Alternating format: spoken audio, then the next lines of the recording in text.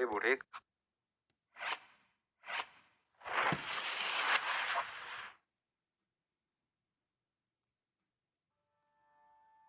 रांची झारखंड में हमारा एक गुरुकुल है। वहां पर अभी अभी हम एक नई कहानी लाने जा रहे हैं।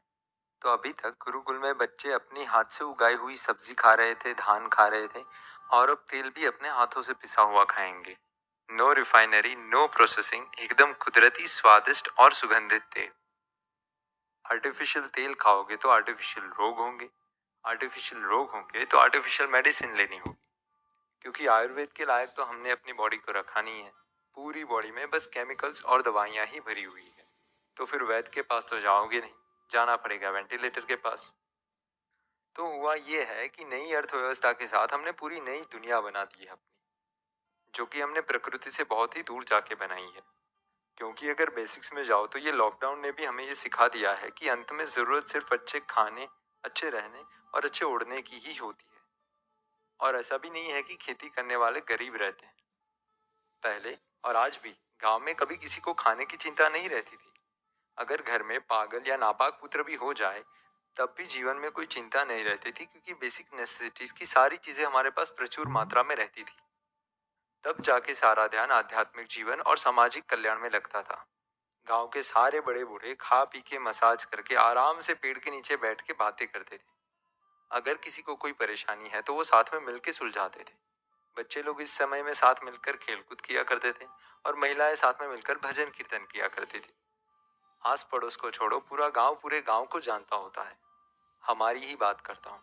अभी 2 साल पहले मेरे भाई का विवाह हुआ, तो उसके लिए जब आमंत्रण पत्रिकाएं लिखी जा रही थी तो बैठे ही बैठे मेरे पिताजी ने पूरे गांव के लोगों के नाम लिख दिए थे, वो भी किसी को भी मिस किए बिना। अब सोचो कहाँ ये जिंदगी जहाँ पर शाम को शांति से बैठ के सब मिलकर गांव वाले लोग वार्तालाप करते हैं, और कहाँ पर ये जिंदगी जहाँ पर आप ट्रेन में एक हाथ में पट्टा और एक हाथ में वड़ा पाव लेते हुए हिलते डुलते जा रहे हो, वो भी किसी और को कमा के ला के देने के लिए।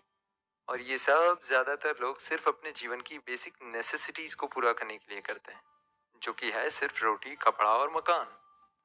तो हाँ, हमने ये अर्थव्यवस्था को लेकर अपने के लिए एक नई दुनिया तो बना ही ली है, जो कि आर्थिक, शारीरिक, मानसिक, आध्यात्मिक किसी भी दृष्टि से हमारे लिए अच्छा नहीं है।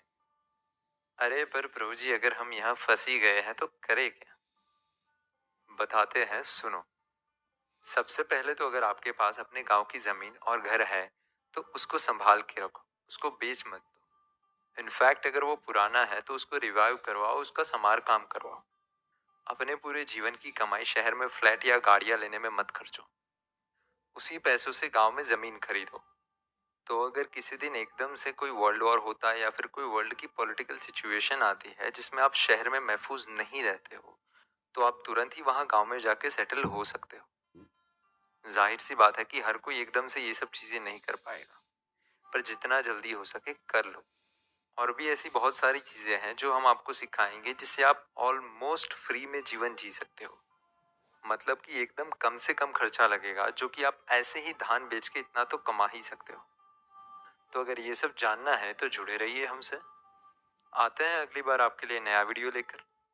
तब तक क्या, दाल और रोटी खाओ और हरी गुण गाओ।